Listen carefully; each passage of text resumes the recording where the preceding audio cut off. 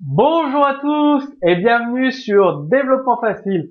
Donc toujours avec l'extension jQuery 8, donc voici la deuxième partie consacrée au glisser-déposer ou drag and drop.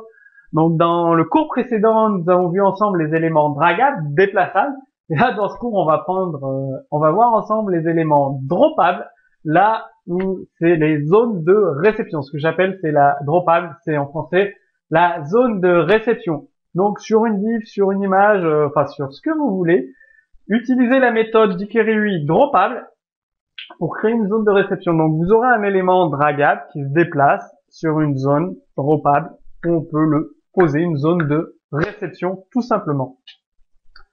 Donc les options, c'est sensiblement les mêmes que dragable.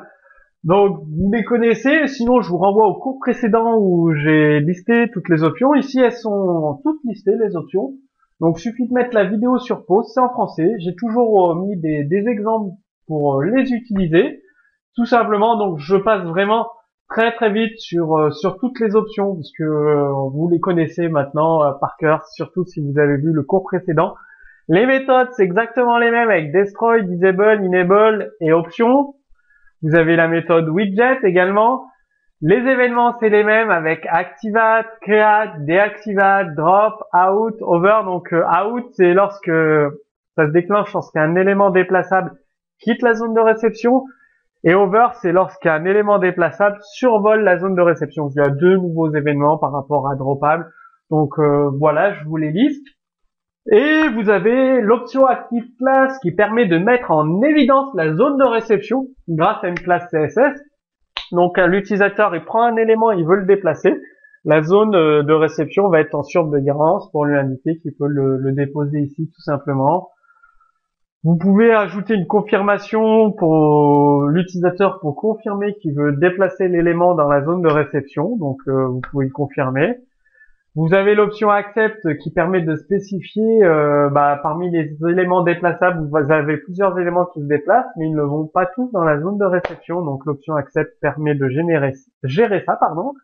L'option tolérance qui prévoit plusieurs valeurs pour déterminer le comportement de l'élément déplacé, s'il est valide. Là, on va dire zone de réception élément, on le pose, c'est pas valide le déplacement. Là, il est valide le déplacement. C'est la tolérance. Revert, ça permet de faire revenir l'élément déposé à sa position initiale, tout simplement. Vous pouvez personnaliser le theme roller, donc utiliser theme roller si vous voulez personnaliser les différents éléments. Alors, on voit le code source ensemble. Donc, vous reconnaissez du cours précédent les deux zones qui se déplacent, axe horizontal et l'axe vertical dans une zone, avec le curseur qui change. Là, pareil, le curseur change. Et là, on peut le déposer. Déplacement réussi.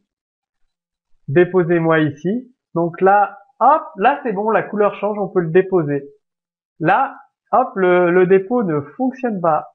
Et là, il fonctionne, tout simplement. Et donc tout ça, c'est géré. On définit une zone de drop ici. Donc c'est une simple div, la zone de drop, avec sa taille. On a toujours notre zone area. Et on définit l'élément droppable avec overclass actif. Donc il y a une classe CSS actif pour définir la couleur de fond quand il est actif. Donc quand l'élément est juste au-dessus, là, non actif, on peut pas le déposer, on peut pas, on peut, on peut pas, on peut. Vous avez également, on écoute l'événement drop pour dire déplacement réussi, si le déplacement est réussi, ou lorsque il y a un déplacement en cours pour activer. Voilà, déposez-moi ici. Parce que si on charge la page une première fois, ce n'est pas en italique et dès que je vais dire hop, ça passe en italique comme c'est ici. Et donc toujours les mêmes zones dragables, le curseur move, voilà. Donc je veux pas dire que c'est enfantin, en tout cas ce n'est pas très compliqué, un code relativement court pour faire une zone complètement déplaçable avec des éléments, des zones de réception, des éléments déplaçables dans votre site internet. Si vous avez des questions, posez-les directement sous ce cours vidéo. Sur Développement Facile, sous le cours vidéo, vous pourrez télécharger le code source complet et commenté. Donc comme ça, vous aurez les modèles qui fonctionnent pour les réutiliser sur votre site internet.